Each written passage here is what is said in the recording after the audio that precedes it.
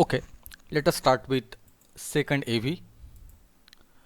A few days later, my most sensitive toe was trampled on rather heavily as I sat reading on the top of a bus.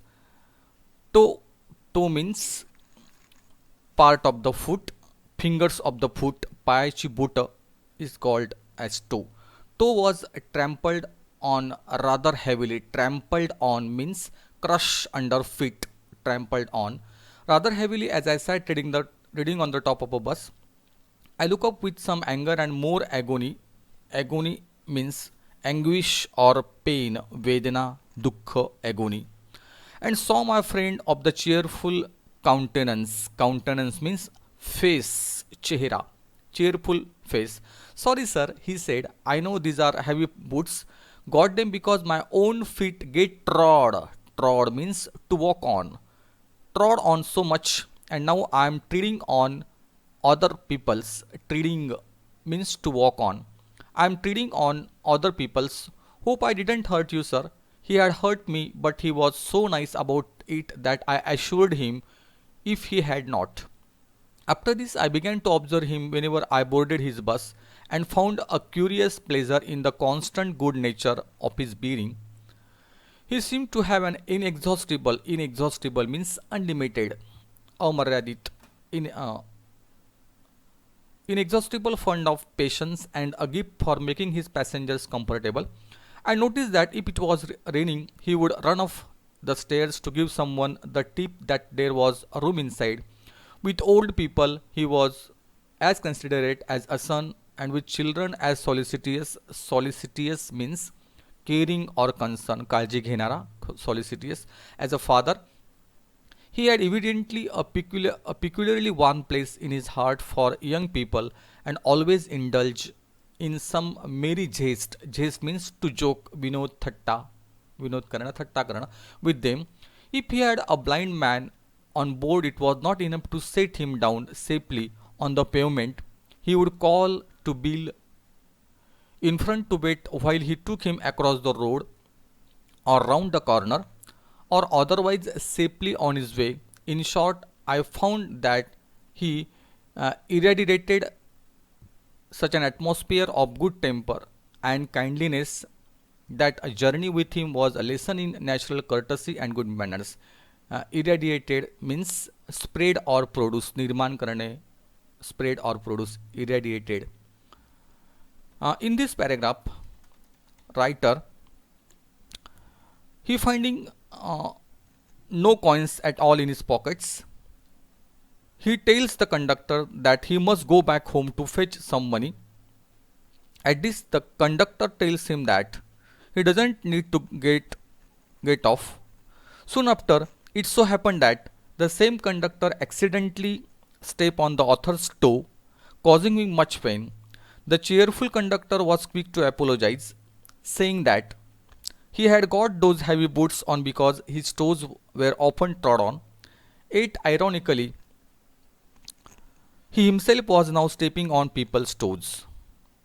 Here, Gardiner gives the effect of politeness and how good behavior produces good behavior. From that incident onwards, the author begins to take note of the polite conductor and his actions. He seems to have a limitless supply of patience and goodwill towards his passenger, as caring as a son to the elderly and as a father to children. He goes out of his way to make passengers comfortable. In this way, the polite conductor always spread such a good temper and kindliness that Gardiner says that a journey with him taught one what natural courtesy and good manners were. Now we move to next paragraph. What struck me particularly was the case with which he got through his work. If bad manners are if bad manners are infectious, so also are good manners. If we encounter incivility, most of us are appropriate. Appropriate means suitable. To become uncivil, but it is unusually uncouth. Uncouth means impolite, unrefined, असभ्य या अर्थाने uncouth. Uncouth person who can be disagreeable with sunny people. It is with manners as with the weather.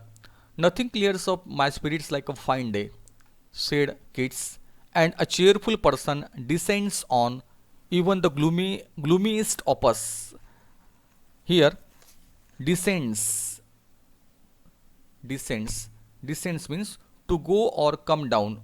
खाली येणे या अर्थाने descends on even the gloomiest unhappy gloomiest opus with something of the benediction means a blessing आशीर्वाद वरदान या अर्थाने of a fine day. So it was always fine weather on the polite conductor's bus and his own civility, his conciliatory address. Conciliatory means trying to win friendly feelings. Conciliatory means trying to win friendly feelings. मैत्रीपूर्ण वागणं त्याला म्हणतात conciliatory. Conciliatory address and good humoured bearing infected his passengers in lightening their spirits. He lighted his own task. He lightened his own task. His gaiety, that means joy. His gaiety was not a wasteful luxury, but a sound investment. In this paragraph, Gardiner tells us the benefit of good behavior. The polite conductor never had any difficulty in doing his work, just as a rudeless got rudeness. Likewise, a sunny nature got pleasantness in others. The poet Keats had claimed that he always felt cheerful when the weather was sunny, and says Gardiner, cheerful people come to us like the blessing of sunny weather. Obviously, the atmosphere inside this particular conductor's bus was always pleasant. His politeness, his readiness to accommodate, his pleasant manner of conducting himself resulted in making his passengers happy, which in turn made his own work easy. That is why Gardiner points out that his politeness was not a waste but a very good investment. Now, next paragraph. I have missed him from my bus route of late, but I hope that only means that he was carried his sunshine onto another road. It cannot be too widely diffused in a rather drab world. Drab means not interesting. Not interesting. कंटाळवाणं वृक्ष. And I make no apologies for writing panegyric on an unknown bus conductor. Panegyric means a speech or piece of writing to praise someone highly. It is called as panegyric. एक स्तुतीपर भाषण जे आहे त्याला पॅनिजेरिक असं म्हणतात. Panegyric on an unknown bus conductor. If Wordsworth could gather lessons of wisdom from the poor leech gatherer, here reference is given, the poor leech gatherer. The subject of Wordsworth poem Resolution and Independence, or the leech gatherer. Leech, here leech means a blood sucking worm used in bleeding. त्याला आपण जळू असं म्हणतो, leech. On the lonely moor. Moor stands for, moor means tract of wasteland. एक दलदलीची जागा किंवा ओसाड भाग त्याला मूर असं म्हणतात.